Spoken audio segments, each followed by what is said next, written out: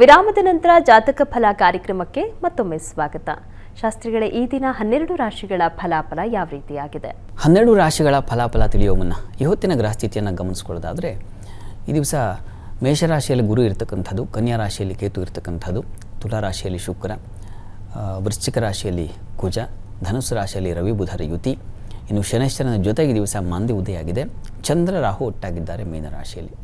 ಹೀಗಿರುವಾಗ 12 ರಾಶಿಗಳ ಫಲಾಫಲ ಹೇಗಿರ್ತದೆ ಗಮನಿಸ್ಕೊಳ್ಳೋಣ. ಮೊದಲಿಗೆ ಮೇಷರಾಶಿಯವರಿಗೆ ದಿವಸ ಕಣ್ಣಿನ ಬಾಧೆ ಸೂಚಿಸ್ತಾ ಇದೆ, ನೀರಿನ ರೋಗಗಳ ಬಾಧೆ ಸೂಚಿಸ್ತಾ ಇದೆ, ಕಾಲಿಗೆ ನೀರು ತುಂಬಿಕೊಂಡು ಇತ್ಯಾದಿ ಏನೋ ಸಮಸ್ಯೆಗಳು ಉಂಟಾಗುವ ಲಕ್ಷಣ ಸೂಚಿಸ್ತಾ ಇದೆ. ಹುಷಾರಾಗಿರಬೇಕು.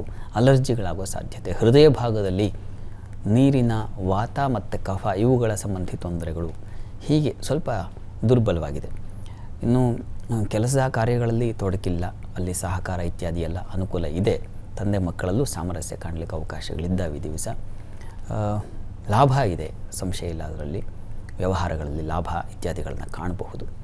ಪ್ರಾರ್ಥನೆಗೆ ದಿವಸ ಒಂದು ದುರ್ಗಾ ಕವಚ ಅಥವಾ ನಾಗ ಕವಚ ಕೇಳಿಸ್ಕೊಳ್ಳೋದು ಒಳ್ಳೆಯದು. ಇನ್ನು ವೃಷಭ ರಾಶಿಯವರಿಗೆ ಲಾಭ ಇದೆ, ವಿಶೇಷವಾದ ಲಾಭ ಗಳಿಕೆ ಸಾಧ್ಯತೆ. ಔಷಧ ವ್ಯಾಪಾರದಲ್ಲಿರ್ತಕ್ಕಂಥವ್ರಿಗೆ ಹೆಚ್ಚಿನ ಅವಕಾಶಗಳು ಚೆನ್ನಾಗಿದ್ದಾವೆ. ಈ ದಿವಸ ವೃತ್ತಿಯಲ್ಲೂ ಅನುಕೂಲ ಇದೆ, ಕಿರಿಕಿರಿನೂ ಇದೆ. ಹಾಗೆ ಕೆಲಸ ಕಾರ್ಯಗಳಾಗತ್ತೆ, ಅದು ವಿಘ್ನಗಳ ರೂಪದಲ್ಲಿ ಆಗಿ ತಡೆ ಬಂದು ಹೀಗಾಗುತ್ತೆ. ಅಂಥದ್ದೊಂದು ಲಕ್ಷಣ. ಗಣಪತಿ ಪ್ರಾರ್ಥನೆ ಮಾಡಿಕೊಳ್ಳಿ, ಅನುಕೂಲ ಆಗುತ್ತೆ. ಉಳಿದ ಹಾಗೆ ಸಂಗಾತಿಯ ಸಹಕಾರ, ಮಿತ್ರರ ಸಹಾಯ ಇತ್ಯಾದಿ ಎಲ್ಲ ಚೆನ್ನಾಗಿದೆ.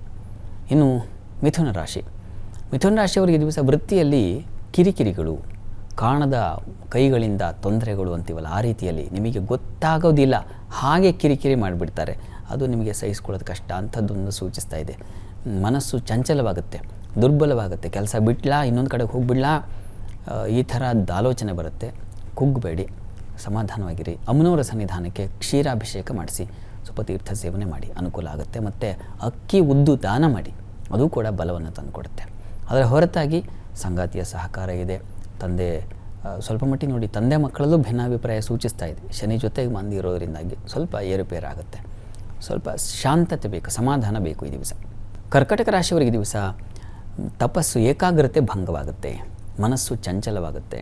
ಈ ದಿವಸ ತಂದೆ ಮಕ್ಕಳಲ್ಲಿ ಭಿನ್ನಾಭಿಪ್ರಾಯ ಬರುತ್ತೆ. ಧರ್ಮ ಕಾರ್ಯಗಳಲ್ಲಿ ವಿರೋಧ ಉಂಟಾಗುತ್ತೆ. ಪ್ರಶ್ನೆ ಎಲ್ಲದಕ್ಕೆ ಪ್ರಶ್ನೆ ಮಾಡುವಂಥ ಒಂದು ಸ್ವಭಾವ ಉಂಟಾಗುತ್ತೆ, ಉತ್ಪತ್ತಿಯಾಗುತ್ತೆ. ಮತ್ತು ಈ ದಿವಸ ಆಹಾರ ವ್ಯತ್ಯಾಸ ಮಾಡ್ಕೊಳ್ತೀರಾ, ಸ್ವಲ್ಪ ಹುಷಾರಾಗಿರಬೇಕು ಈ ದಿವಸ. ಮತ್ತು ವಸ್ತು ನಷ್ಟತೆ ಸೂಚಿಸ್ತಾ ಇದೆ. ಹಿರಿಯರ ವಸ್ತು ಬಳಕೆಗಳು ಯಾವುದಿದ್ದಾವೆ ಅದು ನಷ್ಟ ಆಗ್ತಕ್ಕಂಥದ್ದು ಸ್ವಲ್ಪ ವೀಕಾಗಿದೆ ಈ ದಿವಸ. ಇದಕ್ಕೆ ಅಮ್ಮನವರ ಪ್ರಾರ್ಥನೆ, ಪರಮೇಶ್ವರಿ ಪ್ರಾರ್ಥನೆ ಮಾಡೋದು ಒಳ್ಳೆಯದು.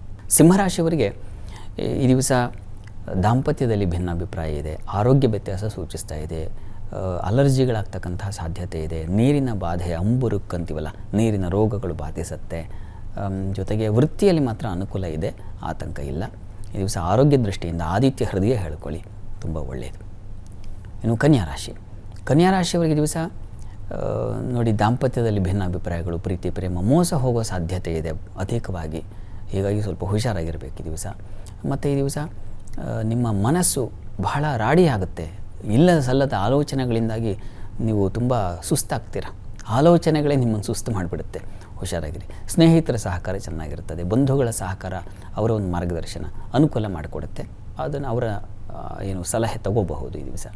ಪ್ರಾರ್ಥನೆಗೆ ದಿವಸ ದುರ್ಗಾ ಪರಮೇಶ್ವರಿ ಪ್ರಾರ್ಥನೆ ಮಾಡಿ, ದುರ್ಗಾ ಸನ್ನಿಧಾನಕ್ಕೆ ಹೋಗಿ ಒಂದು ವಿಶೇಷ ಸೇವೆ ಮಾಡಿಸಿ, ಭಾಗಿಯಾಗಿ ಒಳ್ಳೆಯದಾಗುತ್ತೆ. ಸರಿ ಶಾಸ್ತ್ರಿಗಳೇ, ಇನ್ನುಳಿದ ರಾಶಿಗಳ ಬಗ್ಗೆ ಮಾಹಿತಿಯನ್ನು ಕೇಳಿ ಪಡೆದುಕೊಳ್ತೀನಿ.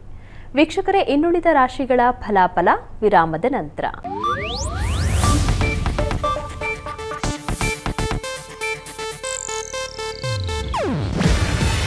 ಇದು ಏಷ್ಯಾನೆಟ್ ನ್ಯೂಸ್ ನೆಟ್ವರ್ಕ್ ಪ್ರಸ್ತುತಿ. ನೀವು ನೋಡ್ತಿದ್ದೀರಾ ಏಷ್ಯಾನೆಟ್ ಸುವರ್ಣ ನ್ಯೂಸ್.